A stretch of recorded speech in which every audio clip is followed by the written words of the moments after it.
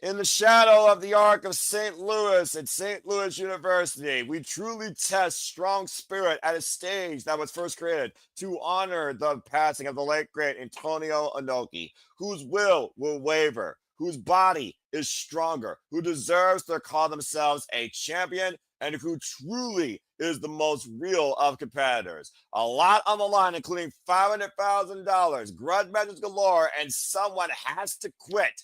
Nightmares to be unleashed as this weekend AEW brings to us WrestleDream from St. Louis, Missouri. And this is Simply Predicting. Welcome to the discussion. Simply put, let's go ahead and get right into things.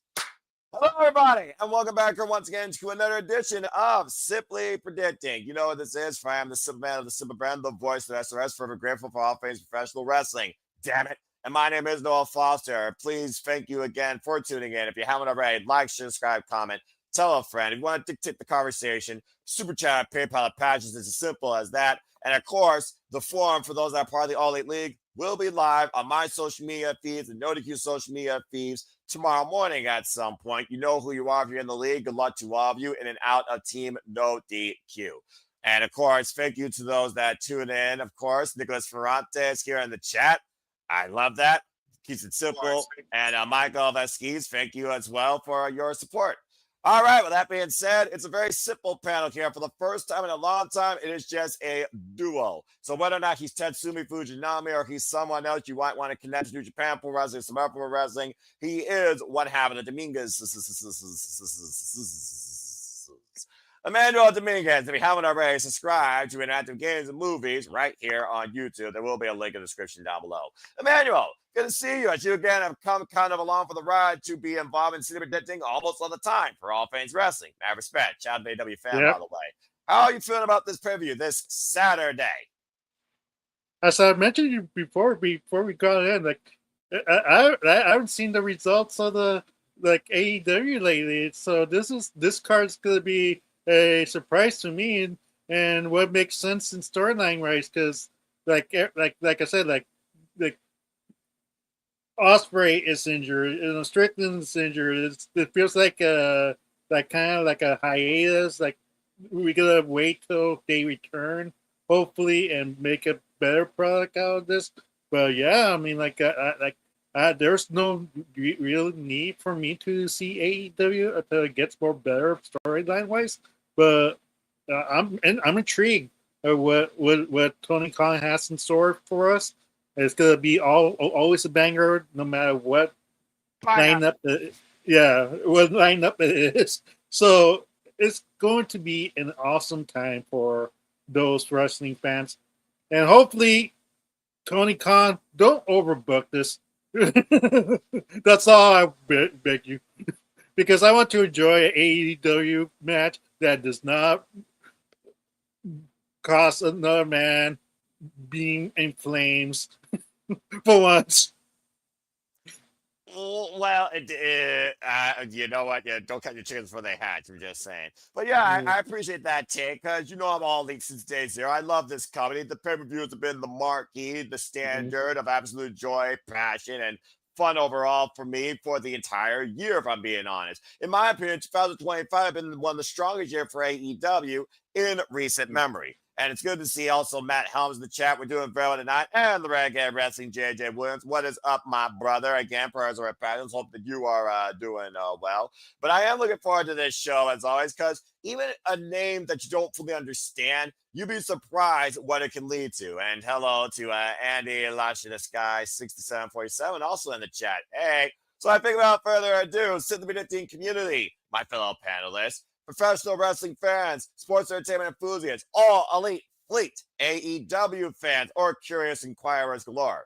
Let's get right into it. So again, folks, tonight's conversation is going to preview the entire card for WrestleDream. AEW WrestleDream comes from St. Louis, Missouri, the Chavez Arena, very familiar stage for AEW for those that remember at one point it hosts Dynasty. Of course, the pay-per-view will be available here in the States for us on HBO Max. It'll be $40, of course, for HBO Max subscribers. And again, it starts 8 p.m. Eastern Standard Time live Saturday night. And I will be covering here at the Super Reliable Studios, partner to be determined, or it might be soloing. I have no idea at this point, so stay tuned. But we are going to be that reliable conduit for you towards all things wrestling. I assure you. Shout out to Nathan Banks at Money Miracle 101. Good to see you. Hello there, Incredible Hulk.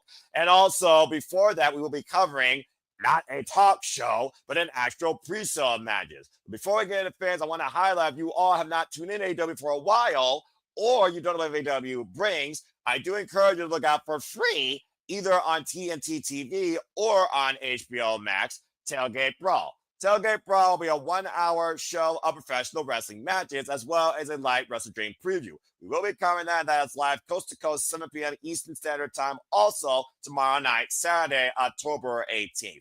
Before we get into the main card, let's just go ahead and highlight what is in store for us on the Tailgate Brawl, shall we? Before we get to the main game and the players take the field. We know we're going to take flight as FTR goes once again in tag team action against Kevin Knight and Speedball Mike Bailey of Jet Speed in tag team action. The conglomeration conglomerates. First, Swedish Orange Cassidy, the Paragon, Colorado Registrar, Torres E take on the Death Riders. Wheeler Yuta, Clark Castanelli, the Bastard Pac, and Daniel Garcia. And based on going to be one of our main events, you got one of this will be the Death Riders' final ride. And the kids in the hunt, they don't give a damn who steps up to them, but they're trying to get in the tag team ranks, y'all, right? So they'll be there, Tailgate Brawl in action this Saturday. We'll see who steps forward. And of course, the Mega Sis, Megan Bain and Penelope Ford, Team Mega Bad, will feel the wrath and all the smiles they can as they take on Harley Cameron and Will Nightingale in tag team action.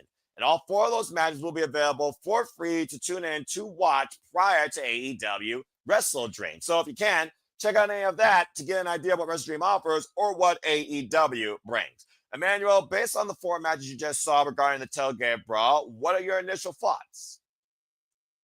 I like the variety of matches. It does feel like a brawl. Like a lot of tag team matches for that's for sure. And like I have to admit, this seems like a pretty high level Dynamite episode that could be pay per view rarely, but sadly it's in the pre-show, the 1 hour show. My fear is that so many matches will be cut down, but I hope they had their time and the spots in, because that's a lot of matches in 1 hour. That's really cutting it. That's my only fear, like how they're going to time it right, and hopefully there's no mishaps, no botches, because you're in the clock. You're like oh shoot, there's one left. I need to wrap it up and. Yeah. Well, I mean, to be fair, I do feel like one of the matches is going to be a super quick squash because Eddie Kingston and Hook are the newest tag team on the scene. And last time they did the Tailgate Brawl, of course, the second time they're introducing that concept, and personally, I love it. It was literally a 1 hour little preview show of 3 matches. So I think for what we got here and based on the matches we saw back at All Out, let's not forget there was an 8-woman brawl, let's forget, and also a tag match and another impromptu tag match. I think they'll have pretty good flow because, again, it's going to be treated like a little TV show. It's a pre-show. It's for free. So again, I don't think you have any reason to argue because you watch it literally on HBO Max, TNT, and YouTube for that matter. So again, folks, if you can, check out Tailgate Brawl this Saturday. We'll be covering it. I think that Jet Speed are going to surprise FTR this time, why FTR and Team Mega Bad have formed the top gods. And we just saw FTR and Megan Bain win in mixed trios action at Daly's Place at AEW Homecoming. So I can definitely see both this match and this match turning on the dime, especially after Harley Cameron took Megan Bain quite possibly to a fair fight. She kicked out at Face Descent. So I would not count out Megan Bain and Penelope Ford slipping here against Willow Nightingale and Harley Cameron. And honestly, Emmanuel, you might be getting a preview of 2 tag teams that might be involved in the upcoming AEW Women's Tag Team Tournament, because we know that's going to be a thing. Remember, they have women's tag titles now. You're looking at 2 tag teams possibly for this division. So far, I like what I see. As far as the Death Riders go, the Death Riders have been a nightmare for AEW since last year's WrestleDream, when they really came to fruition, holding AEW hostage after John Moxley gave Bryan Danielson's Warrior Death season the AEW World Championship. So seeing the conglomeration here when Orange Cassidy was involved at that stage where he saw Bryan Danielson's demise, I think is a long overdue coup for the Orange Cassidy and the conglomeration. Plus, we just saw Orange Cassidy and Kyle O'Reilly lose to the Death Riders, literally on a collision. So again, I think a little bit of 50-50 bullet is going to be involved. What I'm most curious about is what tag team's going to step up. I'll tell you right now, it's not going to be the Acclaim. They're unacclaimed. Max Caster and Anthony Bowens refuse to work together, quote unquote, because neither man right now can get out of their own egos. So I'm very curious to see who steps forward to Eddie Kingston and Hook, wins the primary if it's enhancement talent. But overall, I'm looking forward to the tailgate, bro. And I think it's going to be a fun little hour of professional wrestling, free pay-per-view action. Just a quick comment. I think that's good. It's the sneak preview. It depends on how the tag team match performs.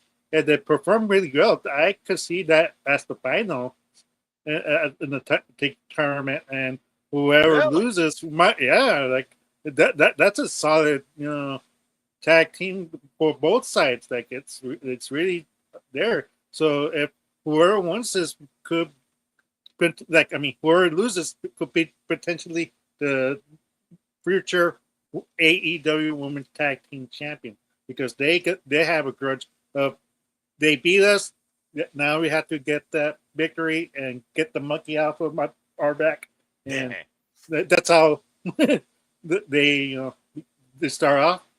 That's fair. Well, let's not count out the Sisters of Sin, Sky Blue and Julia Hart, as well as Ty Jade, the original AEW women's tag team duo, also in this company. But I do see your point. So again, folks, that's Tailgate Brawl. So what are your thoughts regarding all four of these matches? Let us know in the comments. Get your predictions out there real quick. Do you think it leads to title implications for any of the teams, any of the individuals here? Are we witnessing the Death Riders' final ride before Jon Moxley's last time, dare we say? Let your thoughts be known as we go through this card. But again, that's Tailgate Brawl, and I encourage you, check it out. It's for free on YouTube, TNT, and again, HBO Max. With that being said, that is pre-show action concluded. So why don't we go ahead and get right now into the real point of all of this action. And JJ with a quick thought. JJ said Willow should be on the main card. In a way, JJ, I kind of do wish that this tap out was on the main card, but considering we got 8 matches, why people are talking about what Emmanuel talking about overbooking, there's only 8 matches, folks, on this main pay-per-view card. I'm just saying, it's single digits and it's not even 9. Let's give the man a break. And again, you can't feature everybody on a pay-per-view, for Pete's sake, JJ. All right? Daggum. But I do respect his take. All right, man. Without further ado, why don't we go ahead and get right into this freaking shebang?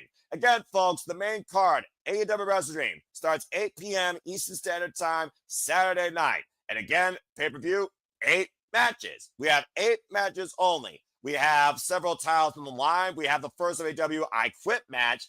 And since I can remember, one of the first times I have a women's singles match not involving a tournament, not involving a stipulation, not involving a championship, a legit grudge, which proves AEW trying to push forward what everyone wants to see more of, storytelling. Simply put, storytelling. Because not every story needs to have a title or needs to have some sort of title implication, and not every story needs to have some damn gimmick behind it. But also, not every wrestling match needs a story either, but each of these matches, to a degree, do have a story. So we're going to kick things off with a little bit of a story of a return to tag team action and big money on the line. Place your bets and let's see who wins $500,000 in this legitimate big money tag team match. Because it's the Young Bucks, Matthew and Nicholas Jackson, taking on Jurassic Express with, you are reading that right, $500,000 on the line.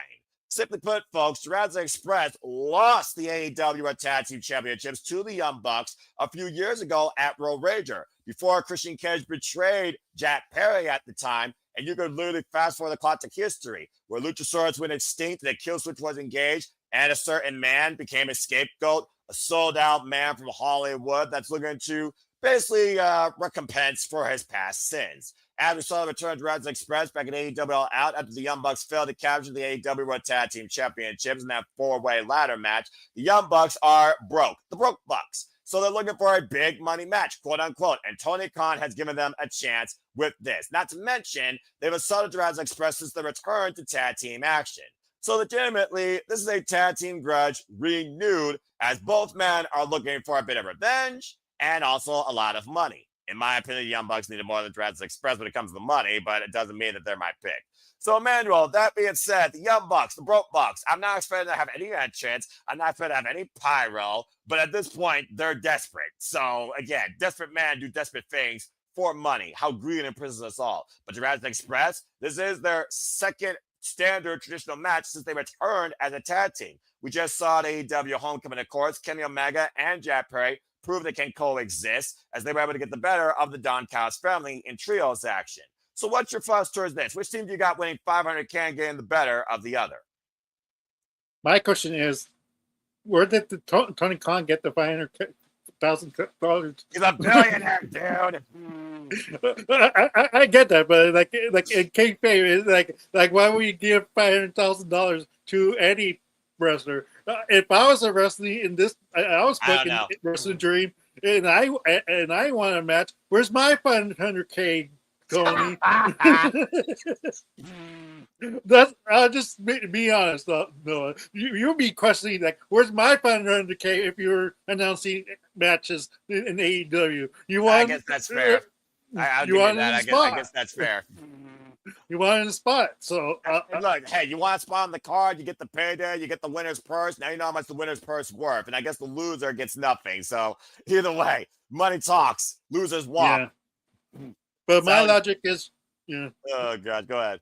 That's funny. Yeah, but my logic is Jurassic Express just very came back. They had not. I don't think they've won against the Young Bucks yet in their AEW careers. So it's time for them to get that win and for inspiring the Young Bucks into madness. Like they're losing matches. They're no longer EVPs. That's their storylines. Like they're going downhill ever since they lost their titles. So it's only a matter of time where they're eventually gonna probably go baby faces at some point, because look at Barry Corbin when it was cheap Corbin, he lost everything. And I forget what that gimmick was called. Well, he went for 250 different gimmicks, and he paid for all of them. I'm not talking about monetary wise, but continue. Yeah. But yeah, like it's one of those storylines. Like, let's see how AEW, how far down in the dumps can the Young Bucks go. I really want to see that on screen. You want to see the Young Bucks continue the demise in the freaking broke dissension. That's cruel, but I appreciate it. Yeah, I agree. The last time Jurassic Express, the Young Bucks shared a ring. It was a triple threat, I believe, at Revolution for the AEW World Tag Team Championships. And of course, Jurassic Express did win that night, but they didn't pin a buck. They pinned one half of Red Dragon. What our grave! Back when we had the Undisputed Elite, a whole different era, if I might say. So yeah, simply put, this match was like the easiest one to predict for me to think about. I had to go with Jurassic Express here. You're freaking kidding me. Then again, like I said, Bucks do desperate things. But at this point, who really cares? The Young Bucks win.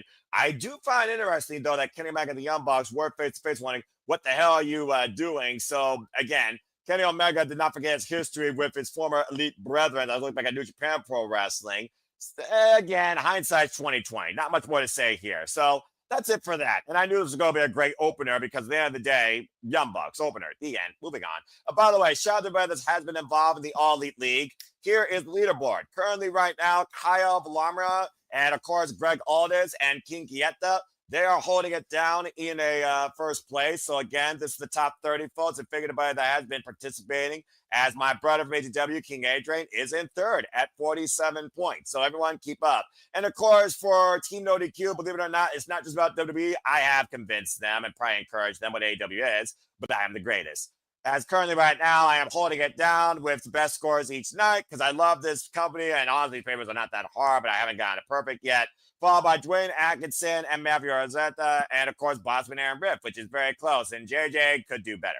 So again, folks, please join the fun in the All Elite Prediction League if you can, if you haven't already. As of course, we have 2 events left following this: AEW Full Gear and AEW World's End. And again, the forum will be out on my social medias, and you will have literally until, I'll be generous, 7:45 p.m. Eastern Standard Time, Saturday night to make those predictions final. All right. With that being said, that was pretty simple. Let's go ahead and move away from tag team matching into a championship contention, shall we? Because we're going to see somebody man up, or we're going to say someone's full name, because it's time for their fifth singles encounter. It's one of those things when I look at professional wrestling, Emmanuel, there's always somebody that pushes you to your best, but sometimes has your number. So now we're going to get a rubber. From Continental Classic to Grudges to now the TNT Championship. Let's talk about the Protostar Kyle Fletcher versus Mark Briscoe 5 at WrestleDream for the TNT title. Mark Briscoe, who's been hell-bent on getting this TNT championship from the Protostar, originally tried to get a chance for this title against Kenosi Takeshita after MJF ruined it. But now that Mark Briscoe put MJF behind him and MJF went to go figure out himself, Mark Briscoe has been hell-bent on getting the TNT title, saying that is his destiny. And after the Don Callis family engaged El Clon to take out Hologram the conglomeration, Mark Briscoe is also coming in here for revenge. We just saw an AEW homecoming collision, Kyle Fletcher and Mark Briscoe involved in that trios match, and both men ended up brawling to the backstage area, while, of course, Brodito was able to get the better of Lance Archer and Rock Romero. We'll talk more about them later. As I said, this is their fifth encounter. They have shared wins and losses in and out of not only the Owen Hart Foundation tournament at previous pay-per-view AEW Dynasty, they have also shared a win and loss at the Continental Classic. In fact, Mark Briscoe was the undoing of Kyle Fletcher's undefeated streak in last year's Continental Classic, and that tournament, folks, is coming back again this year. The Pro Star, though, has been a whole different level this year, though, Emmanuel, since winning the TNT title from Dustin Rhodes, with wins over Tomohiro Ishii, Hiromu Takahashi, as well as numerous others, including the Battle of Kyle's, Kyle O'Reilly. In fact, he's coming off a successful defense at AEW Title Tuesday. So, again, it's hard to bet against the Pro Star at this point, who, in my opinion, is one of the leaders of the future for AEW, as he looks to hold down to become the greatest TNT champion of all time. That's his legacy that he's forging. But again, Mark Briscoe, he's looking for that destiny, and he has yet to hold gold in AEW. So what do you think about this singles grudge match for the TNT championship? And they're 2-2, by the way. Yeah, I kind of torn in this match, to be honest, because it'd be poetic if Mark Briscoe finally gets the title finally after so many years of AEW. But I don't see it. Like my brain's telling me that Kyle Fletcher is the future. Unfortunately, Mark Briscoe's up there. Like, I'm not sure how long he's going to keep wrestling. Maybe to up to his 50s. I'm not sure. I don't know how his body is holding up, to be honest. But something tells me Tony Khan is going to try to make sure that Kyle Fletcher defends his title with great prestige and make him a standout star. That way, once he drops the title, when he goes for the main title for the AEW Championship, everybody believes it. Everybody want to go behind him. So I think Kyle Fletcher, probably by cheating, will sneak out the victory. Okay. Well, it's funny you mentioned that, because I will say this about the Don Callis family. They have had the numbers, but since Kyle Fletcher's won the TNT title, he's won each match on his own. No involvement by the Don Callis family whatsoever. He's been a commendable, honorable, aggressive fighting champion. And Mark Briscoe, who's always ready to man up and fight till he can't fight no more and keep fighting. Kyle Fletcher and Mark Briscoe push each other to be better, in my opinion. So I do agree with you, though, that Kyle Fletcher is going to retain, but I am curious what the outlook of this match is going to be, not only ahead of the Continental Classic, but for the ongoing battle of, let's just call it at the end of the day, it's the conglomeration versus the Don Callis family at the forefront. Let's not forget, the last time we saw Kyle Fletcher involved in singles action was Freshly Squeezed Orange Cassidy for the TNT Championship, and Clone showed up out of the freaking corrupted Matrix code and screwed Freshly Squeezed. So it is one of those things, though, where we've only seen one possible interference spot since Kyle Fletcher's been the TNT champion, that maybe Don Callis might feel a little desperate and think that's needed and might engage O'Clone again. To your point also, we saw Kyle Fletcher challenge for the AEW Championship for the first time ever, AEW out, commendable effort, but it was not his time. So I do think that he is a future WWE champion, but for now, he might be the strongest foundation we've seen for the TNT Championship since, God forbid, who was the last one that had the TNT Championship for a long duration? Miro, Darby Allin's first run, Cody Rhodes, the inaugural champion. I mean, it's been hard finding a concrete face of TNT. Christian Cage, when he held it hostage, I'll give credit where credit's due, held it for a period of time. Derek Garcia was a fine champion. But I think Kyle Fletcher could really take this title far and probably become the longest TNT champion in this company's existence. So I agree with you. I think the Protostar is going to retain too. And again, TV title matches, folks, 20-minute time limit, I believe. Except on pay-per-view, I think it's 30. But again, someone could fact check me on that. But still, I'm looking forward to this because whenever Kyle Fletcher and Mark Briscoe fight, it's like they fight forever. I love it. All right. With that being said, nice and simply put, let's go ahead. I don't think Mark Briscoe and Kyle Fletcher are going to get hurt, but they hurt people. They hurt people. We're picking it up again. Oh, and this time, this graphic is out of date. King, botch. This is a tornado trios match. The Demand, Gates of Agonies, and Ricochet once again renew hostilities with the Hurt Syndicate. MVP, Shelton Benjamin, and the Almighty Bobby Lashley, the best dressed complete faction across all professional wrestling. Don't at me.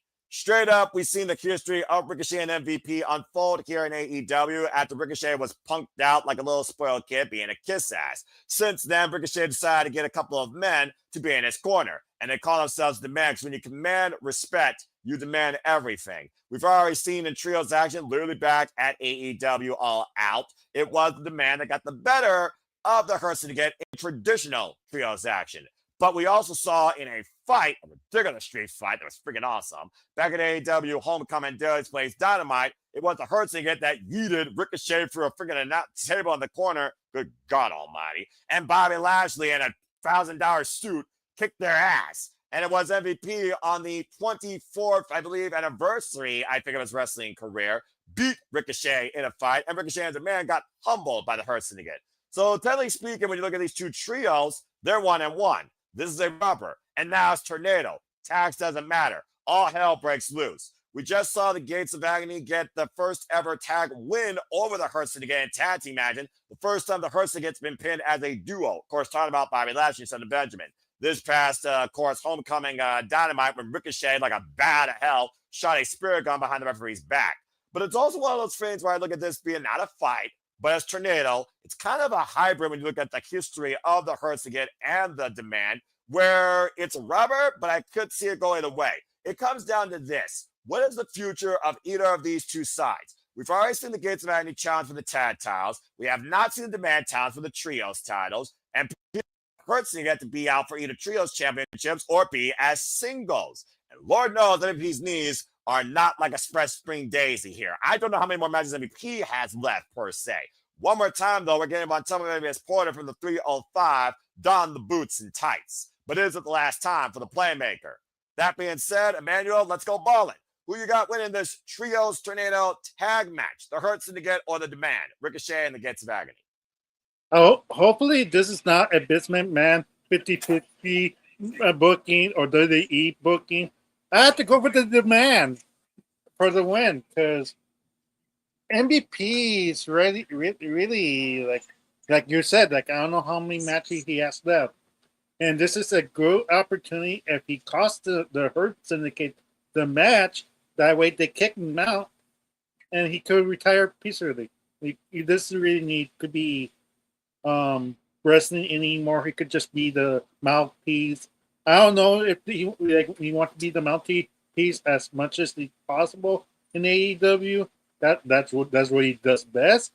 But yeah, I mean, like I'm not sure what the direction of the Hurt Syndicate is going at this point. I'm not sure if Tony Khan feels like it runs its course. That's why they already lost their momentum per se. So I think the Demand needs to have this victory. That way, MVP is going to be taking the fall. I had this feeling. So you're figuring it's going to be similar to AEW All Out, where MVP is the fall guy once again, even though all hell is going to break loose here and tags don't matter. You think the same result's going to happen with MVP being the fall person here again? Yeah. Yes, I don't know, do. man. Well, this is why I love City Predicting. This is why I love professional wrestling. Guess what, folks? For the first time tonight, Emmanuel, I disagree with you. I think the Hurt Syndicate is going to get the better in this trios affair in their trilogy. Let's not forget, Ricochet and the Gates of Added Demand cost the Hurt Syndicate impromptly the AEW Tag Team Championships at Forbidden Door. That's when this thing truly escalated and the Demand was born. We've already seen the Demand get the better of the Hurt Syndicate in trios action, and then we got a street fight. They're 1-1. But I also look at who has more to offer. I think about here at the end of the day, if the Hurt Syndicate wants to move away from the Demand, they need to get the victory from them. They don't necessarily have to continue as a trio, but I do think they need to find a new story, a new rivalry. I think they need to find a new business plan.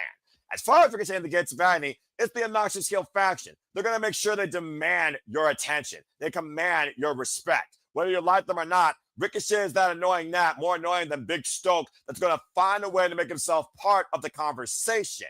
And again, we just saw the Ops still hold the Trios Championships, by the way, against Los Fashion League of Nobles. So again, don't count out Demand going after that, regardless of win or loss here. But I think the Hurt Syndicate's actually going to get the win here and maybe boost themselves back towards either tag title contention or even prepare themselves for the Continental Classic. Again, the Continental Classic is going to kick off after Full Gear. Last year, we saw Shelton Benjamin involved. This year, I want to see Bobby Lashley run roughshod. We've already gotten teasers of that meat match that we haven't had a decisive winner either with Toa Leona and Bobby Lashley. So at the end of the day, I think the Hurt Syndicate is going to finally close the book on this business arrangement with the Demand and get the win. I got the Hurt Syndicate going over here, and I do like the fact you did that callback with All Out because it was MVP whose needs were exposed and exploited by Ricochet and the Man to get the win at All Out. If Ricochet goes after that again, I think MVP scouts that, gets the better of him, and I think MVP pins Ricochet to close the book on this. That's why I'm going with the Hurt Syndicate here. Real quick, Noah, you have to remember that even though MJF is in hiatus, he might cost the Hurt Syndicate the match. They're the ones who kicked him out of the Hurt Syndicate. We haven't had a resolution from this storyline yet. So, and his honeymoon's pretty much over. So, I think it's it'll make sense that if MJF takes maybe interferes in this match, because if not, then what's the point of MJF even during the Hurt Syndicate if he's not gonna feud with them? So, well, it's also one of those things that I do wonder, do you pick that up now? Do you pick that up next year? How long does it take for MJF to find exactly who he is again? And to your point, he damn sure made it personal with Bob. And even though he doesn't have the AEW World Championship, next time Bobby Lashley sees him, it'll be anything but business, title or no title. So you do bring up an interesting idea of MJF returning here and screwing the Hurt Syndicate. But I just don't see that happening yet. So for now, I'm going to say the Hurt Syndicate moves forward to new business. But I do think you are onto something there with MJF not being done with them by a long shot. But I think it's time for them to move on from the Demand. I think the Demand has ran its course in this business plan. Hurt Syndicate for the win. All right. Well, that being said, that was fun to talk about. Now let's go ahead and talk about a fun tag title match. I was talking about cause and effect. Tag title implications maybe being involved here. Again, the Hurt Syndicate never were pinned when they lost the tag team championships. I'm just saying. But can these two coexist? Beach.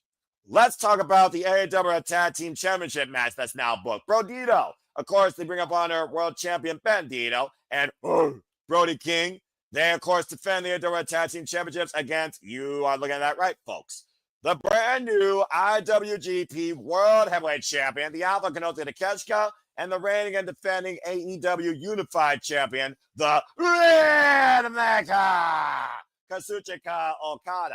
They literally earned this opportunity at Title Tuesday when the title match was a double Jeopardy match, where, of course, if Konosuke Okada lost, Brodito would have got a shot at the Unified Championship, basically got the pin. It didn't happen, though. And almost it was set up for this after Hechicero almost tore Bandito's shoulder out of its socket in Arena, Mexico. Bottom line, though, miscommunication aside, Konosuke and Okada did pin the AEW Tag Team Champions. And now they have a chance to bring the gold home to the Don Callis family. But here's a further story to think about. Konosuke, who was wishing Don Callis happy birthday, Okada, so sorry, I hit the wrong button. Yeah, sure you did. That was not intentional at all, right? We're trying to figure out who's better between Okada and the Alpha. Teases to come. And Okada is a champion. Konosuke is a champion. I'm just saying. The definition of can these two coexist has never been more predominant. As the AEW Tag Team Champions are coming up, not only that successful fatal four-way ladder match AEW All Out, but that successful tag title defense against, as I said earlier, the Gates of Agony, immediately the dynamite after the All Out pay-per-view. Now Bandito finds himself once again in the crosshairs of the Don Callis family's two strongest players, but probably the two biggest egos ever.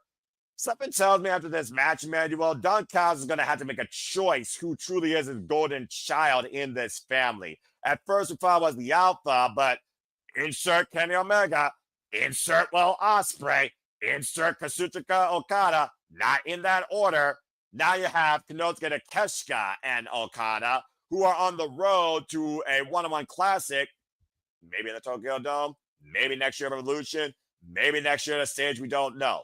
But to get there, I think we're going to have a little bit of a fallout here. Not to mention, Konosuke just challenged Okada for the AEW Unified Championship back at All Out in that triple threat with Mascara Dorada, and Konosuke was not involved in the decision. His heart was drop kicked out of his chest after Okada hit the Rainmaker Mascara Dorada to retain.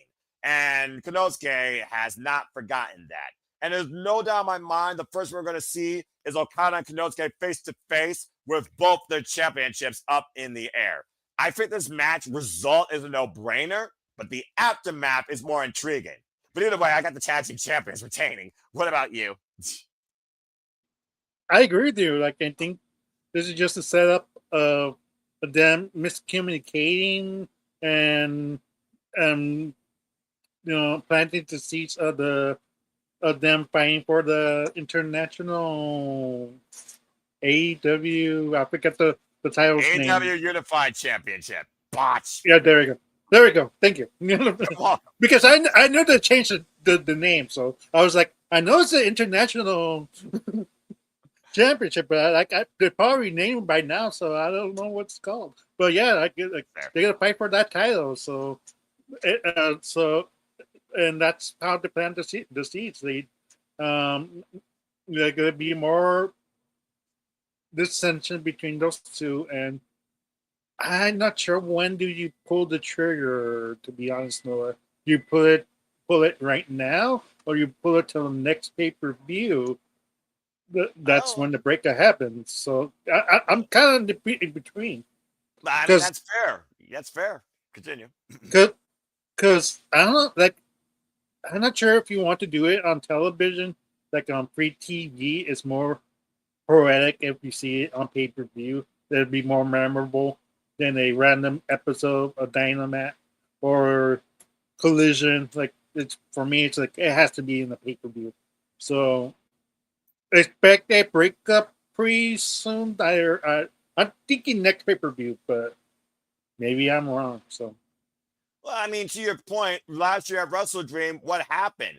Kyle Fletcher turned on his brother Will Ospreay, and Will Ospreay lost the AEW International Championship to Konosuke Takeshita. Konosuke Takeshita was the golden child of Don Callis' family after Will Ospreay, with a moral code, called Don Callis out for his BS ever since they lost the tag team championships, the Kyle Fletcher and Will Ospreay last year at Grand Slam. So do not be surprised if Don Callis pulls another coup in the invisible hand, pulls his play card here after the match, if not during it, because I think even Don Callis realizes at this point, Okada is probably more profitable in his own mind than Konosuke Takeshita. The Alpha might ran his course. At the end of the day, not only did Okada beat literally Don Callis' former family, Kenny by God Omega, Okada's been the most predominant champion right now in AEW for the last 500 plus days, with I think literally only one pinfall loss to Bryan Danielson. So I do think that there is going to be something to give, but to your point, I think they tease it on Dynamite. Tensions continue to build, and I do think Don Callis, screwdriver to come into play, will allow Okada to hit a Rainmaker on Konosuke and send Konosuke out of the family. Yeah, I have to agree with you. Konosuke Takeshita is the first member. Takeshita. My bad. Like, right. He's the first member of the Don Callis family. So he's I think he's gonna be the first, finally get out because he's the first member. Time for him to move on. Yeah, we want to see Mr. Cinnabon arrive once again as a babyface that wants to unify professional wrestling business at the strongest there is. To do that, you gotta beat Okada. You don't have to be with him. You have to beat Mr. Big Match. Otherwise, you are nothing more than his bitch. So yeah, either way, tag champions retain, and Don Callis will very soon question the family values of the Alpha towards his itinerary. Either way, this should be a fun match. I'm just waiting to see Konosuke and Okada bicker. I want to see somebody actually hit the other with either a Rainmaker or straight murder. That's what I want to see. But this is going to be a fun match, to say the least. And I do wonder the condition of Bandito's arm. And again, is this Don Callis' last chance to go after Bandito's $1 World Championship? Or could we be setting up something maybe towards Final Battle? Again, there's more things here that meets the eye. Just saying. All right. Well, that was fun. Let's go ahead and while we talk about two of the hardest hitters in professional wrestling, you know how much I love bitches that hit hard in professional wrestling, right? Well, it doesn't get more utterly told with that statement than these two. I can't fucking wait for this sleeper. Thekla goes one-on-one for the first time ever against, I'm a hater, Jamie Hayter. I've been waiting for this match for a long fucking time. Of course, Jamie Hayter was a finalist in the Women's Owen Hart Foundation tournament, took on Mercedes Moné for that championship, and unfortunately lost. The day after Double or Nothing, the Toxic Spider arrived and ushered in her madness in AEW, clocking Jamie Hayter and putting her out indefinitely. It wasn't until Forbidden Door that Jamie Hayter returned to try to take the head off Thekla with some Haterade as the Triangle of Madness was born with Julia Hart and Sky Blue prior to that. Since then, Jamie Hayter, Sky Blue, Julia Hart, Queen Amina, and Thekla. Things truly escalated, though, after Jamie Hayter decked freaking Julia Hart in a singles match, picking up that rivalry and winning the who got involved after the fact. And of course, this led to Jamie Hayter giving 3 words that she had epiphany towards finishing things out with these bitches. Blood and guts! Of course, we have Blood and Guts coming up next month, November 12th, with the women for the first time ever. God help this division. I love this freaking division. And we also just saw Jamie Hayter beat Sky Blue one-on-one, literally at AEW Homecoming Collision. As Thekla said, you know why I picked you? You were just a target at the time. You were just there. You were just a coincidence. But here, I want you to impress me. I'll tell you one thing, someone's going to leave an impression on the other quite physically, by the way, and I can't wait to see who. So bottom line, does Jamie Hayter hit harder than Thekla's toxicity and madness that's been running roughshod here in All Elite Wrestling? And who picks up a little bit of momentum ahead of Blood and Guts? Might I add, Thekla and the Triangle of Madness technically have not accepted that Blood and Guts offer, but every chance they've gotten, they have assaulted Jamie Hayter and Queen Amina backstage, and vice versa. And don't count out the Sisters of Sin, Sky Blue and Julia Hart or Queen Amina showing up here and not getting involved. Again, like I said, this is special. For the first time ever in a long time in AEW history, we have a women's singles grudge match. Pure and simple, based on pure animosity. No gimmick, no championship, no tournament eliminator implications. The last time I recall something like this happening, I think, was literally Saraya versus Steinberger DMD at Full Gear literally 3 years ago. So that goes to show that, again, you don't need a stipulation to have a great match at a wrestling pay-per-view. Learn something, business. So, Emmanuel, it's a first time ever one-on-one, and again, both women, former Stardom competitors, never have met each other one-on-one in the ring. It's a first time ever one-on-one encounter with Blood and Guts looming and Jamie Hayter, who, by the way, if y'all did not go watch Jamie Hayter's interview with Denise Salcedo, highly encourage you to. Loved it. Great, wholesome conversation. Jamie Hayter right now is just wanting to hit everybody hard,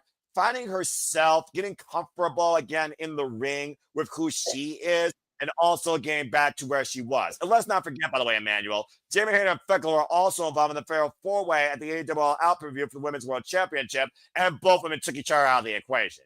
So who you got winning this first ever singles grudge match ahead of their collision course for Blood and Guts? To be honest, Noah, this is the first time I go to see Thekla fight. I've never seen her fight before. I know what Jamie Hater provides, but it makes sense at the new woman in the block in AEW. Tekla gets the victory. It's her first pay per view. I'm thinking is it her first pay per view or did she? Singles This match, is the last yes. one. Singles match, Okay, yes. okay. Remember, last time it all out, they were involved in the Fatal 4 Women's Championship, but you're right. Singles match. And to your point, Thekla has yet to be pinned or submitted in AEW. Yeah. So like a loss for Jamie Hayter doesn't really affect her as much, to be honest. She's in the she wins some to lose some. She doesn't get hurt if she gets the pin, she eats the pin or gets the submission. So I'm going for Tekla for the win in this one.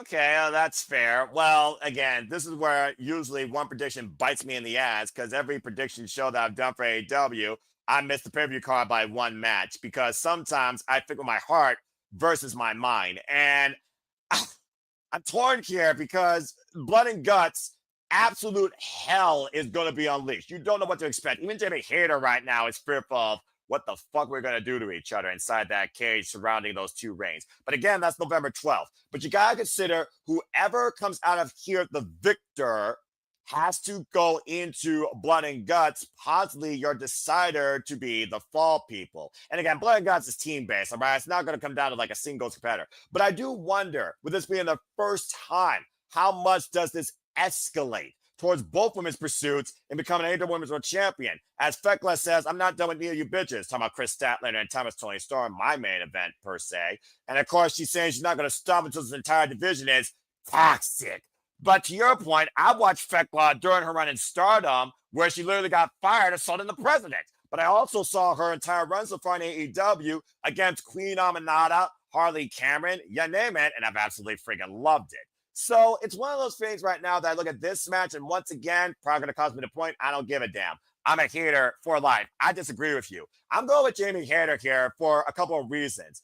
Jamie Hayter did say that she's looking forward to this. A one-on-one match to prove who the better woman is. But Thekla has friends, the Sisters of Sin, the Triangle of Madness, that have been a thorn in Jamie Hayter's side for the longest time since they came together. And also Queen Aminata hates spiders. I think Queen Aminata gets involved here and finally gets a little bit of revenge against Thekla, who, might I add, Thekla owes 2 victories over her in singles action.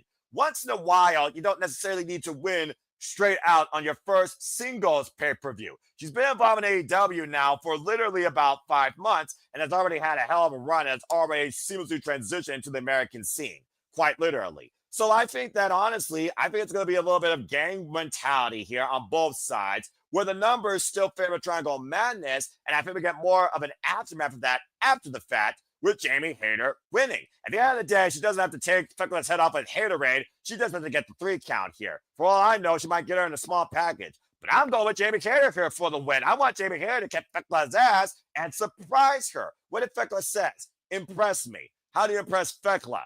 You shock her, giving her her first loss, pinfall in All Elite Wrestling. I'm going with Jamie Hayter.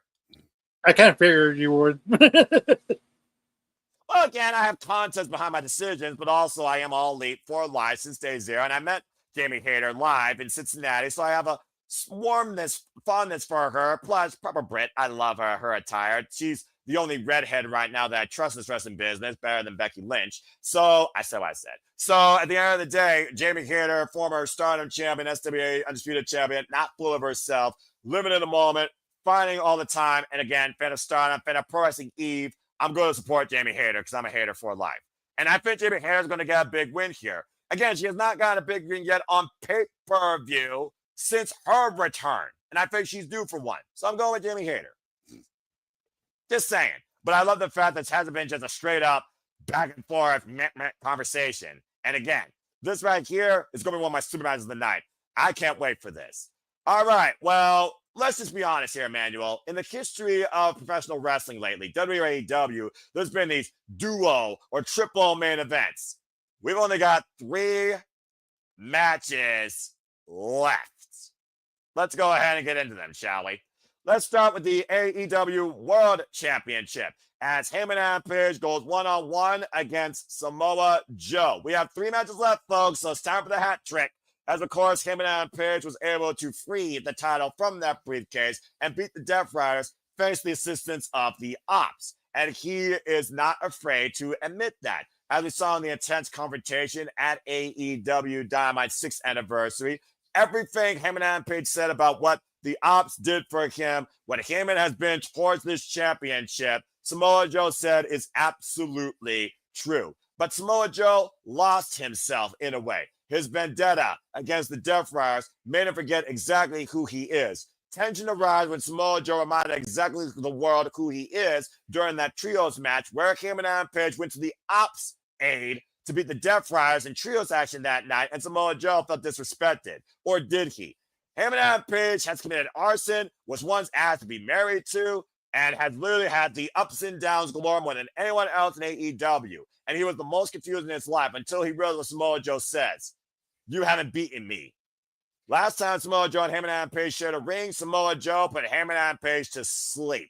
AEW Revolution in 2024, might I add, in triple threat action. Samoa Joe, him and Adam Page have never had a one-on-one match. It's a first ever one-on-one encounter. As him and Adam Page looks to hope that Samoa Joe beats him within an inch of his life, expects nothing less, but afterwards, when he loses to the better man, he will look at him, shake his hand, and know that him and Adam Page is the champion of the fucking world. While Samoa Joe looks to prove to him that you will give the world exactly what it deserves. A real champion. Seeing him and Adam Page as nothing more but a poser.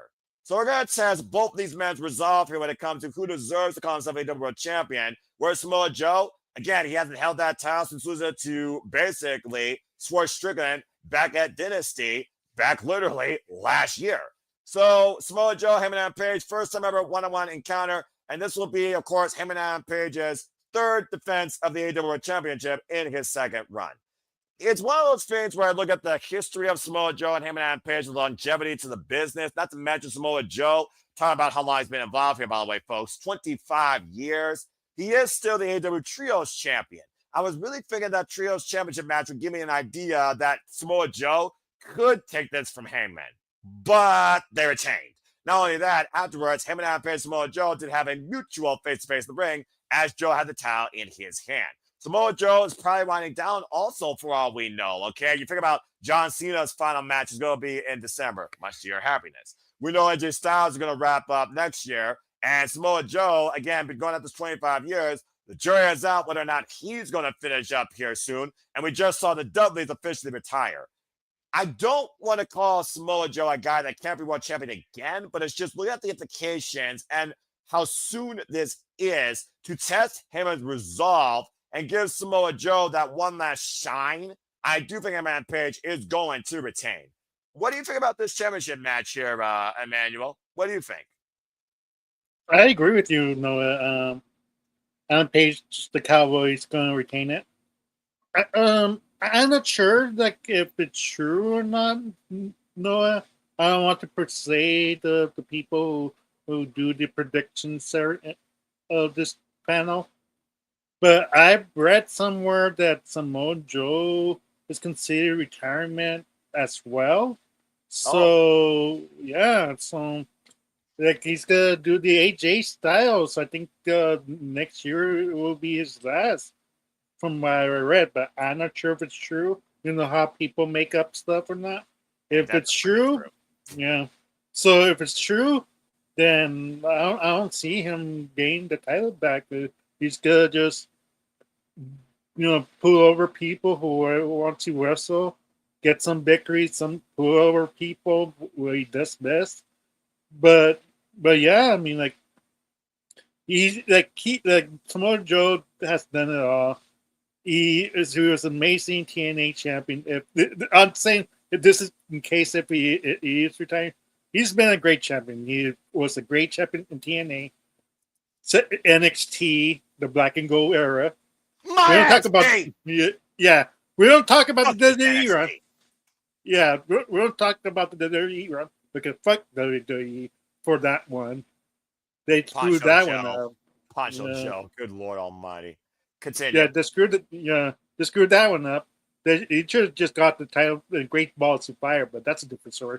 anyways, in AEW, like he got this time, like he was a great champion. He was an excellent champion. Probably top five. I probably even top three. Most He of certainly was a dominant AEW. champion for the duration and made sure Strickland earned that title at Dynasty. I'll tell you that much. Continue. But yeah, he's in my top three AEW world champions, and it's gonna be telling. Yeah, it's gonna be telling if this in this match if it's a say straight up match with no interference.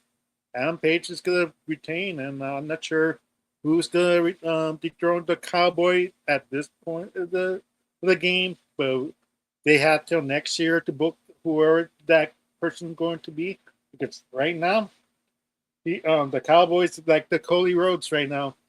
He's the face of AEW, and you go if you enjoy that type of champion, then you gotta love AEW. But if you don't, this is gonna be a long road ahead, because trust me, I seen the Cena run. I did not like the Cena run. Here we go. I, You had to get the Cena burned there eventually, didn't you?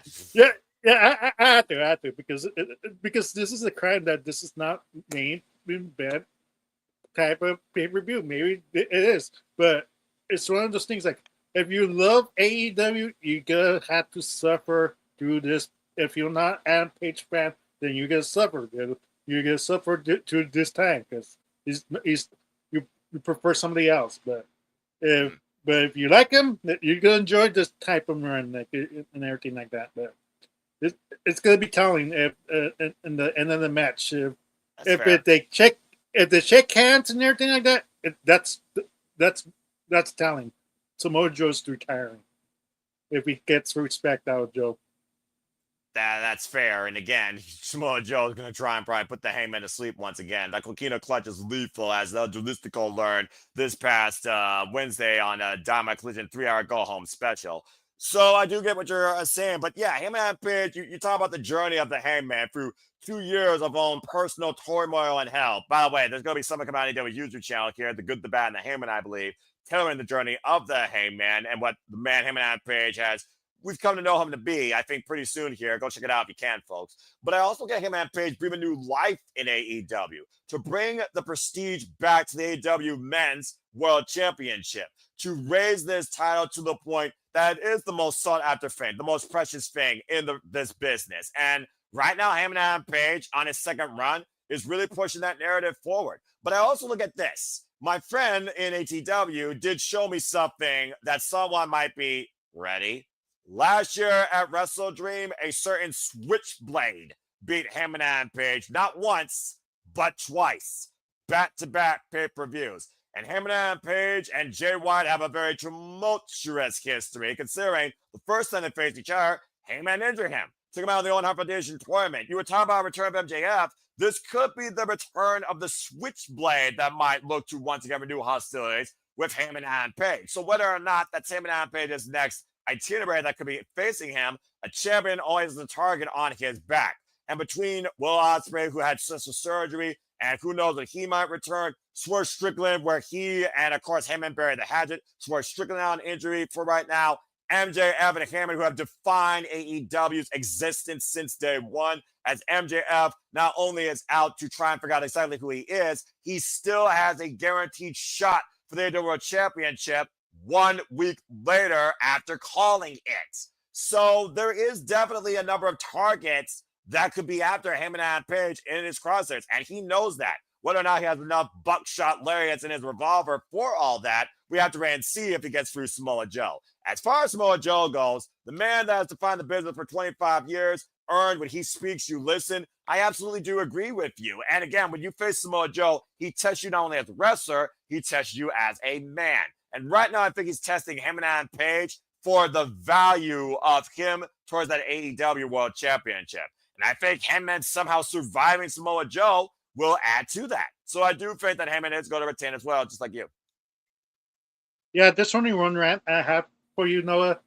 I'm surprised that not like you know how people steal the tombstone, the sharpshooter, the fear for etc. Yeah. I'm surprised nobody has stole Samoa Joe, and the rest would go. The nope. The nope. Nope. I'm surprised more wrestlers don't do that. Like, why is Joe the only one doing that? Because I'm pretty sure if someone else did that, Samoa Joe would make them say, "Nope, don't do that again." But yeah, that is another thing. Hindsight, I didn't even think about that. But either way, this is going to be Heyman and Page's physical hell. He's in for a hard time. Good luck, cowboy. All right. With that being said, let's go into our semi-main. And fuck it, it's my show. I'm doing things my way. Don't give a damn what people think. Because if you don't like it, then you can quit. Emmanuel, God forbid, what the fuck is going to take for one of these two men who don't have I quit in their dictionary? Darby Allin and Jon Moxley, folks, is happening again. And this time it's the first ever I quit match. Let your thoughts, let your last rites, let your craziest shit come now out to fruition. Because if this is not the endgame of these two, I fear for both their lives. Jesus Christ. Let's go ahead and bring people up to speed. Folks, this story is 1 year and hopefully its finale. Last year at Grand Slam, Jon Moxley took Darby Allin's AEW Championship opportunity where he said he wasn't ready. And of course, 1 year ago at this stage, WrestleDream gave Bryan Danielson Warrior's death and seized the AEW Championship and suffocated and broken the man in front of Darby Allin. Darby Allin has not forgiven Jon Moxley, the only man he looked up to in this business when he didn't think he had a reason to live in life, despite the fact his uncle tried to kill him when he was 6 years old in a freaking car accident, now lives every day like it's truly his last. Jon Moxley was the only light he saw because he was unconventional and he was somebody that took no shit. These two have shared the ring over the AEW Championship during the pandemic, where at one point Jon Moxley said, "You could ride with me anytime." Jon Moxley says that nobody loves Darby Allin like him. No one understands Darby Allin like him. No one appreciates Darby Allin like him. It's almost one of those things where I look at that face to face in a prison, might I add, behind a bulletproof speaker glass, where Jon Moxley and Darby Allin saw themselves in each other. But Jon Moxley made something very poetic here. Darby Allin, you're not fighting me. You're fighting yourself. You're an adrenaline junkie. You're trying to prove that you're anything but mortal, fighting immortality, literally risking life and limb to live every day, to see what doesn't kill you, climbing a mountain, being thrown down flight of stairs, hit by a bus, skateboarding, being an extremist, and adrenaline for the business. I've been there. I know that. Jon Moxley has been there, and he's fought those demons and overcame them. Again, we talked about Jon Moxley's strengths. It's coming to AEW when he ushered in a paradigm shift. But again, the game here is different. It's not about putting somebody in a coffin. It's not about pinning somebody. It's not about submitting somebody. It's not about putting somebody down for a 10 count. You have to break, I don't know what, in one of these two men to force them to say, I quit. And Emmanuel, a very telltale was shown here when Darby Allin showed up like someone out of AMC's The Walking Dead. Not only was he bludgeoned brutally and badly during that face-to-face when Pac literally kept on bashing his face in that plexiglass, somehow Darby Allin, like a cadaver, walked into collision against all the Death Riders, had to be an uppercut to hell, kicked by Marina Shafir, hit by Daniel Garcia, wiped out by Yuta, wiped out again by Pac, crawled in the ring with that AEW flag that he took to Mount Everest, says, I'm going to choke the life out of you with this flag. It's never too late to say I quit. And Jon Moxley looked down at him, hit him with a Death Rider, left the building. At this point, I don't know if Jon Moxley knows what he has to do against Darby Allin and fears what he needs to do to stop Darby Allin, and vice versa. And we see what Darby Allin's willing to do to take everything from Jon Moxley. People for the longest time have been clamoring for Jon Moxley to take a vacation, take a break. Say what you will about the Death Riders. Say what you will about Jon Moxley. He has been the face, the light, the dark, the carry for AEW since the company's existence. Bite me to think otherwise. Respect to the Death Rider. But seriously, Emmanuel, what the fuck else do you do with these two men in an I quit match beyond this? If neither man quits, we gotta get an end here. So straight up I ask you, have we witnessed the final ride of the Death Rider Jon Moxley? And for the first time in Jon Moxley's life, does he fucking quit? Who you got winning? I have to go for Darby Allin. Like the Death Riders has run its course. Like I'm not sure what you do with them more. Like they did their statement. I mean, like, and I'm not sure where you go with them anymore. The only way Darby Allin loses, called back 1998, I think it was 1997. Yeah, I know what Tom War, about. War Rumble, Mick Foley, Mankind versus The Rock, pre-recorded. I quit. I quit. The Darby Allin era. Emmanuel, John Moxley and Darby Allin are not going to show mercy to each other. There is not going to Oh, be I a know. mercy win. There's no way in hell they're doing that. No, I know, but I'm just saying. You know how The Rock pre-recorded Mankind saying "I quit," doing that recording, and that's how Yes. that's how they call a match. Unless Darby Allin at one point said "I quit" during the AEW build-up, I'm not sure, to be honest. If he said those words, they could have easily pre-recorded that too, and cost him the match just like that, and we could have relived that again.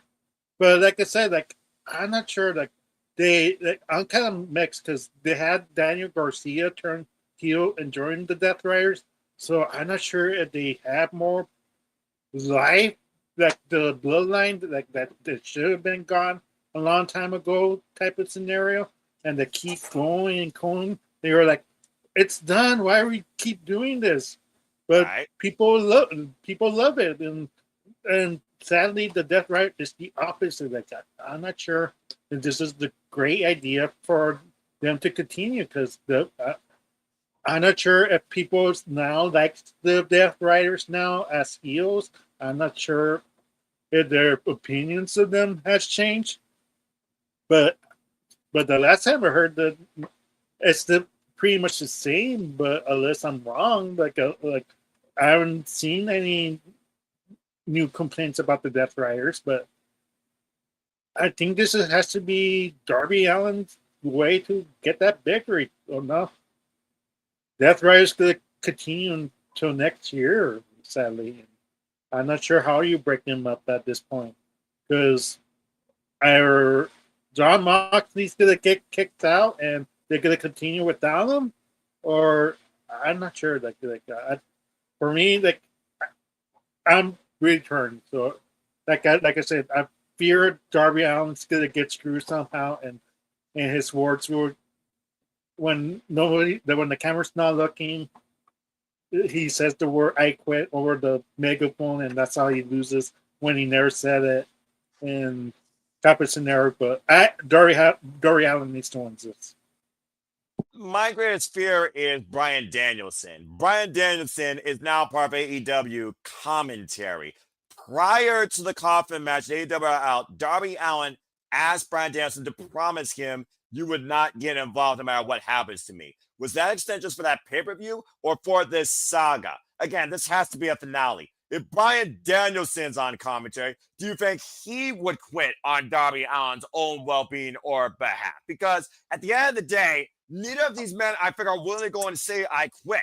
And whether or not Rhea Shafir says I quit, Rhea Shafir has been willing to take a bullet every time for John Moxley. Maybe I shouldn't say that because God forbid. But also, to your point, John Moxley does have an army. Will John Moxley want to do this by himself? Will every Defrag get involved? Will Gabe Kidd get involved here again this year? It's really one of those things where I fear that this still will not be over. And also, to your point, the Death Riders did add Daniel Garcia to the ranks. Is there another one to be added? John Moxley's army that shows up out of nowhere for the first time ever. A ghost of Darby Allin's past, a new signed wrestler. There's a whole level of unknown outside the danger here with these two men in this stipulation where anything fucking goes. We know that these two are bloody batshit crazy, and they will literally destroy each other's bodies, and they're all in the process to force the other to say, I quit. This is going to be by force, because if a body gives out, it's not I quit unless they say I quit. And I don't think the referee is going to call it underneath that stipulation. But it's also one of those things where I look at Darby Allin's future. What does he want to do? He wants to go up into space. He wants to build skate parks for kids that are looking like maybe for like, some sort of avenue to channel maybe an aggressive, hostile nature, a place of forgotten to find something that they belong to, encourage a younger generation. And John Moxley, again, people waiting for John Moxley to take a vacation. We saw Claudio Castagnoli win on his own against Roderick Strong on Dynamite. We did see Wheeler Yuta and Darren Garcia work as a tag team. John Moxley looming from the audience. Maria Shafir at ringside. Then again, all the Jeff Hardy's got involved and helped them beat freaking Kyle Riley and Prissy Squeeze Orange Cassidy. And I also wonder if John Moxley loses, does the Death Riders continue his mission? And though they ride without him going forward, does he and Shafir ride off and leave Claudio and company now to carry what John Moxley started? Because at the end of the day, what's John Moxley's whole entire business for the Death Riders? To rebuild AEW in their own violent image by wrestlers, for wrestlers, wants this place to be around for 1,000 John Moxleys, etc. Afraid of a monopoly or whatever that old word that Ash talks about. Shout out to our name friend Ash. But oh my gosh, I've gone back and forth with this, and just seeing the fact that Darby Allin, he will be literally bludgeoned, bleeding, battered, clothesline, stomped, kicked, dropped on its fucking head, and still keep fighting. I'm almost kind of concerned for Darby Allin's own well-being, and almost feel like this I Quit match could be literally John Moxley finally giving him mercy.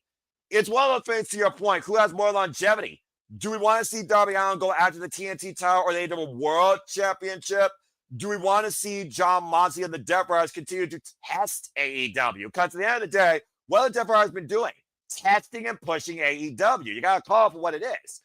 But to your point, I just think that John Moxley is ready to get the shadow away from him. And I think also Darby Allin is looking for some resolve out of this. So the best hope of that happening for both men, I think, to your point, I gotta see Darby Allin somehow make John Moxley quit. Again, I have no absolute fathom idea how the fuck that's going to happen. But seriously, John Moxley, take a break. Get away from Darby Allin. Darby, vice versa. You're a crazy lunatic, but get away from John Moxley. And I think one person needs to go away from AEW longer than climbing a mountain. I'm going to say that Darby Allin somehow is rendered the winner, and John Moxley says, I quit. I'm going with Darby Allin. Yeah, talking about booking yourself in the corner, like these two men are never going to say I quit. So that's why I brought up the Mick Foley thing. I don't see Moxley saying the words I quit near. But my question is this, Noah. I haven't seen a lot of I Quit matches before. Mm-hmm. Is it possible Daniel Bryan goes to the cow and that's how the match is called off? Because Darby Allin never said I quit, but Daniel Bryan's so afraid of Darby's well-being, he throws the towel, and that's how the match is going. It's not that Darby Allin said I quit. It's just Daniel Bryan friendship. He's like, no, he has enough. And he quits for him. I don't think I can recall in the history of I Quit matches someone throwing in the towel for somebody to render the decision, but I have seen other people quit on other people's behalf. The most prolific statement I can remember, Lana Perusev against John Cena. But it's one of those things that, again, I would not rule it out because at the end of the day, what bridged John Moxley and Darby Allin in this year-long vendetta? Bryan Danielson's Warrior's death last year at AEW WrestleDream, when Darby Allin was duct taped to the corner, forced to watch and unable to do anything to stop it.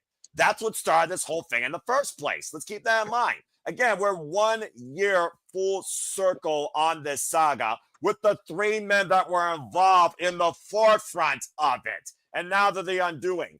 So it would not surprise me at all to see something like that happen, but you're going to need somebody else to literally force one of these two to say I quit or say I quit on their behalf to get rendered a decision. And I pray to God that's Darby Allin, and we're done with the Darby Allin and John Moxley itinerary.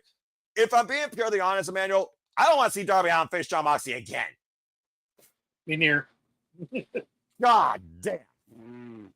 And Yeah. Wesley here in the chat, way too late. Eddie Kingston. Well, actually, that's another fair shot. Eddie Kingston doing his own thing. He hasn't said hi nor tail about anything about Jon Moxley or his Death Rider MO. You almost wonder if Eddie Kingston would actually try and get involved here. That's a whole different tangent, though. I didn't even think about that. But no, I think at the end of the day, you look at this story 1 year ago with the 3 men that were involved, and the 3 men ended. Bryan Danielson, Darby Allin, Jon Moxley. I just pray to God it's Darby Allin that makes Jon Moxley somehow be the guy that has rendered the decision to say, I quit. I've had enough of this. This is getting beyond fucking ridiculous. All right. With that being said, we've had a lot of talk, a lot of fun chat. We had a lot of concern for these 2 men's well-being. But let's go ahead and get right into my main event with the most prolific female figure in the professional wrestling business and the newest star to arrive to prove who the better woman is. Because that's where it's at, damn it! And this title means more to me than any other women's championship. Let's go ahead and close things out talking about the AEW Women's World Championship. Chris Statlander, defending the gold against timeless Toni Storm.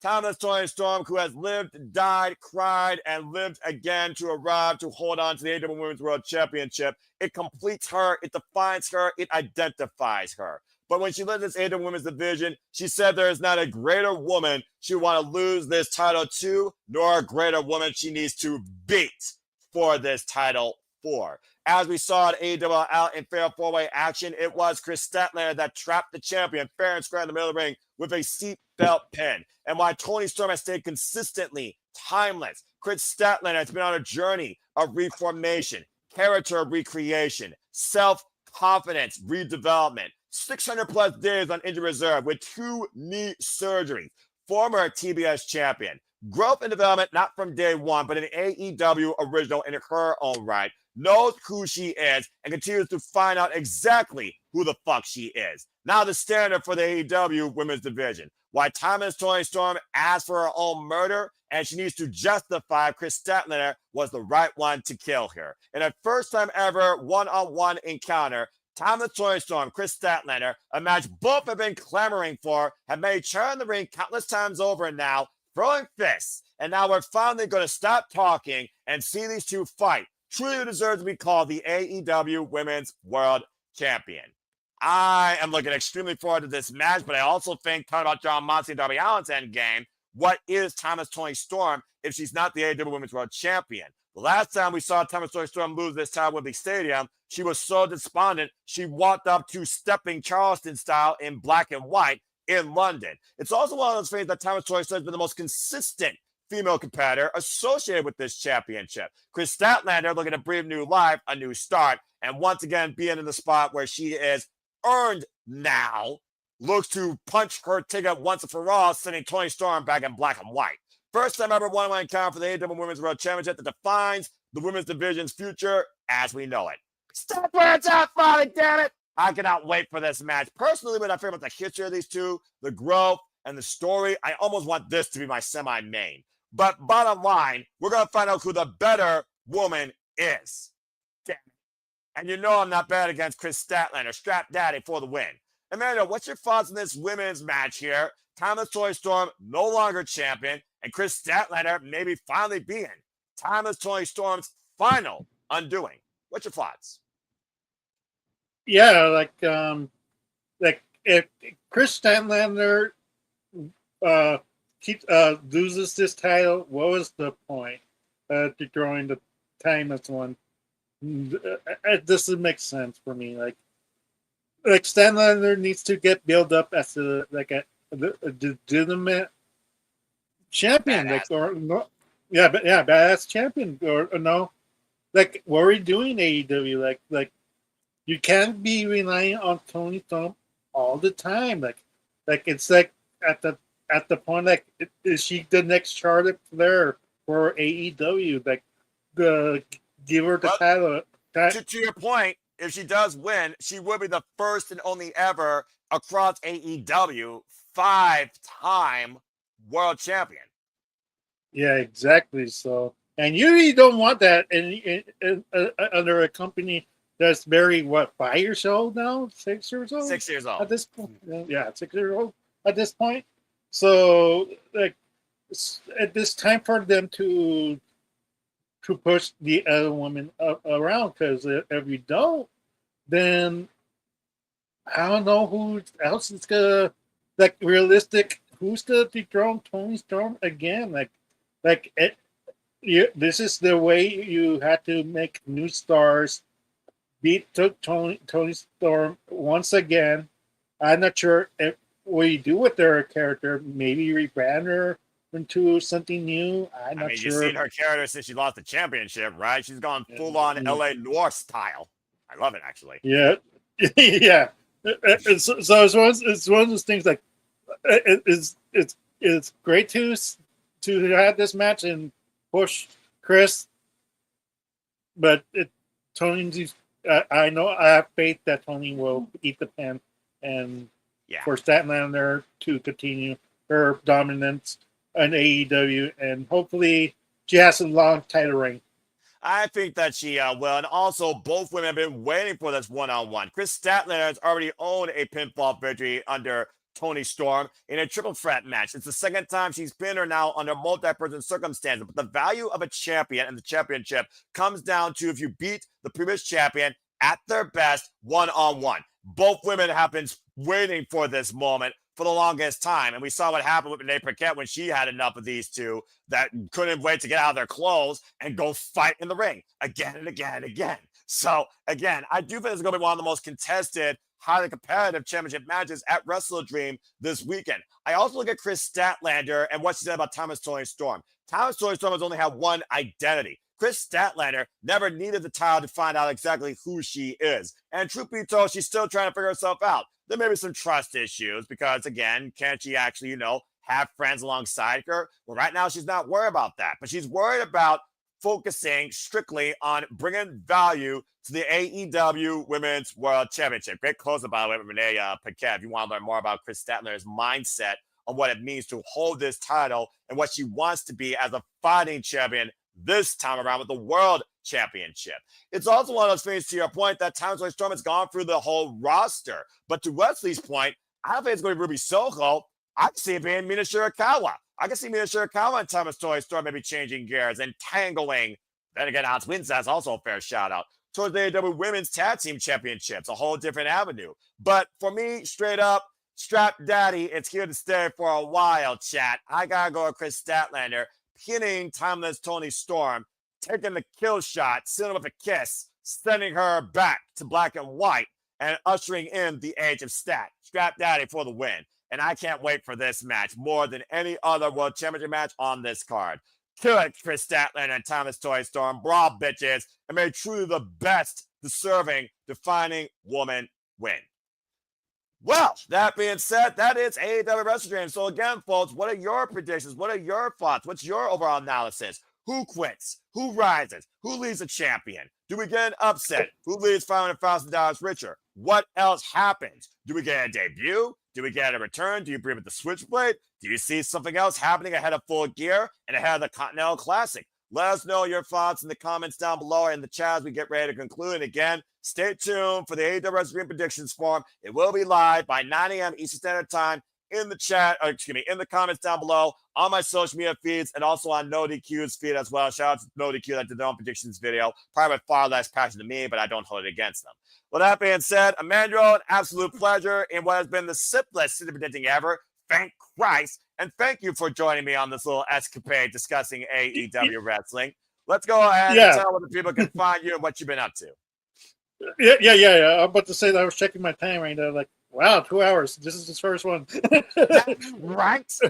And it helps a lot when we both agree. A lot of matches, except for two.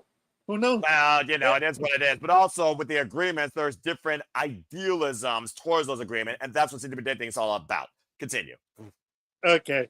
You could subscribe to my new channel on YouTube, Interactive Games and Movies, reviews, gameplay, and I see movies, like reactions. And yeah, this graphic, thanks to ChatGPT. What a pro. ChatGPT, good Lord. Yeah, sure. Like I used that, and like look at that graphic. You have to say, you have to admit that's pretty neat, It is. It straight to is. the point. It's nice and clean. It's got the orange color. It's straight to the point. It's simple. I can approve. Yeah. So like I had a vision, and it nailed it. I love it. So if you like, subscribe, share it to people, like leave comments, like it helps the algorithm. It helps the channel too. Like it helps Noah, it helps JJ, it helps Jeff, etc. And I know like Arine's hearing me right now. Don't provoke her for her to beat me up. Yeah, So you already got enough coming to you at San Diego. I'm just saying. exactly. Yeah. So yeah. That, other than that, I'm ready for the AEW drink. And then you can follow us in Manny Dominguez from Facebook, EDM7224 on Instagram, EDM7224 on the X, Arlene Dominguez on Facebook, Arlene Dominguez on Instagram, and on X, ADM73244. Very well said. And Emmanuel, good luck to you in the All Elite Predictions League as you continue. Again, you're doing pretty well here for your first time in AEW. I'm impressed. And as you see by the score gap, still anybody's game as we have 2 events left. May the best predictor win. Good luck to you as you are basically in the top 15. Proud of you. All right. Thank you, Yeah, by the way. And thank you, by the way, yeah. for I joining just, me. Go ahead. I'm about to say like, I just pretty lucky because I just booked what Tony will, how he will book it. To be honest, I shouldn't be that precise, but like sometimes you have to think like the booker, like what makes sense for him, Well, but not for Triple H, not for WWE, because that's a different company, and the company TKO runs the stuff than Triple H, so it's more different harder. idealisms, different wrestling, different rosters, different itinerary, different presentations. At the end of the day, if I look at the 2, I enjoy AEW more. All right. Yeah, Well, exactly. okay. Again, that's just the passion of me as a fan. Both are all right, but AEW is where it's at with me when it comes to pay-per-views, all right? Thank you for that, Emmanuel. Again, folks, you saw across the ticker some of the channels in Simple Labo Studios. Talk about my friends. Again, if you haven't already, subscribe to Bad for Wrestling. Me and her had a great conversation on Ash's chat. We're going to King of Pro Wrestling. Don't be a dickhead. Join Bags on me today. Subscribe to Batty for Wrestling. Again, Walter Cruz and I will be doing a simple session here in the near future, as well as taking part in further Saturday shenanigans. If you haven't already, subscribe to the Rage of Wrestling, Walter Cruz. Get it? Got it, Bueno. Get it 300 so we can get his liver on fire with some hot stuff and wings and all that fun stuff. And stay tuned, as always, the most reliable man here at the Simple Labo Studios. He got a perfect score of Crown Jewel, what he do, but I still appreciate him regardless. So follow the Renegade Wrestling JJ Williams on the X, on the social medias when you can.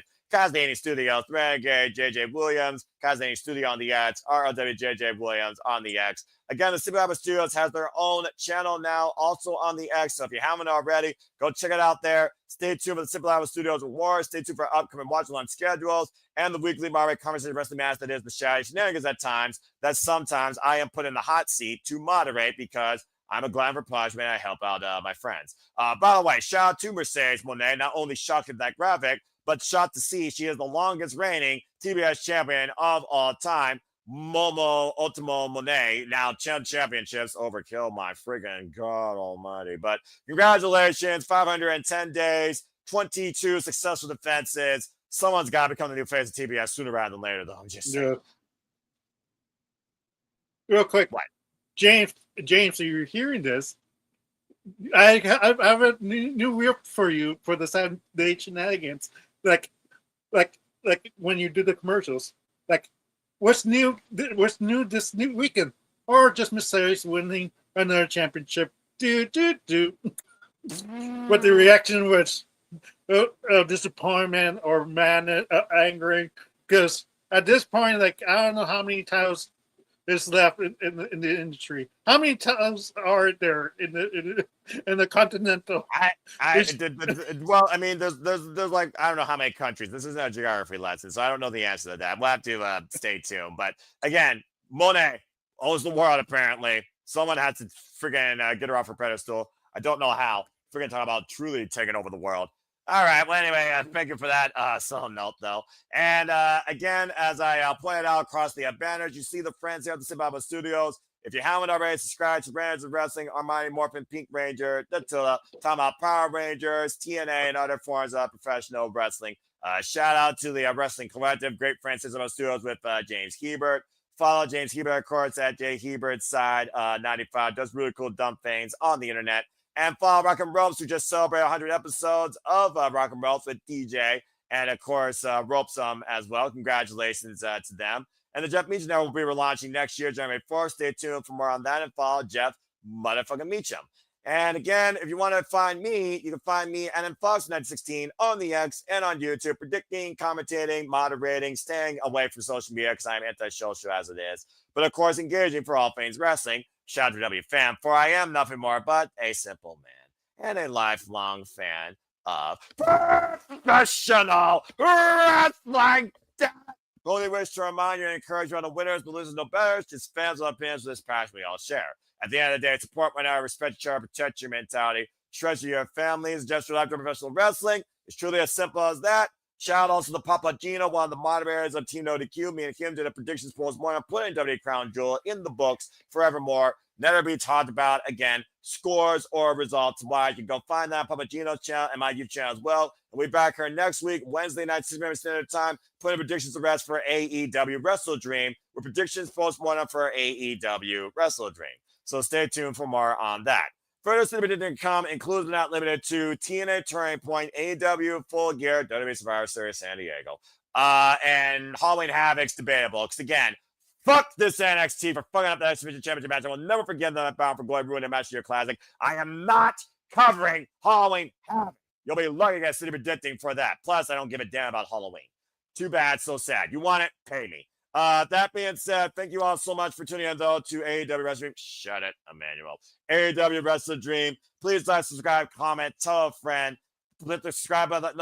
Hit the subscribe button to know when the next video goes live on demand on any of the YouTube channels here at the Simply Reliable Studios. Hit the subscribe button, like I talked about before. I assure you the content, the creativity, the passion, the wrestling, the silly predicting is not letting up anytime soon. But I think that's all I got to say for now, as I'm going to bid you fine folks a wonderful adieu for the East Coast as it's Friday, and you're about to be, of course, to Friday on the West Coast. Thank you all again, once again, for tuning in to another edition of City Predicting. I appreciate your feedback, your support, your passion, your thoughts, as always. Stay tuned for the next simple session with me and Walter Cruz. Stay tuned for Saturday Shenanigans, and stay tuned for our coverage of AEW WrestleDream this weekend. Before Emmanuel Deneen gets in typical British game show fashion, Emmanuel, say goodbye. Adios. There we go. And for me, it's also a goodbye too. So until Saturday night, for not only the Tailgate Brawl, but WrestleDream in full, I am the Silverman Noah Foster. I am your moderator for City Predicting, then, now, forever. Make a positive impact in life. Have a good night and enjoy what the weekend brings with AEW WrestleDream. Have a good night, folks, and thank you for tuning in once again to another episode of Simply Predicting. Stat and Tony are going to beat the V into each other, and I cannot wait. I know, right? I love women's professional wrestling when it hits hard, damn it. Also, I'm a hater for life. Fact, glad hater, let's fucking go. This show's going to be awesome. Oh, yeah. Yeah, I could tell already. Nothing much to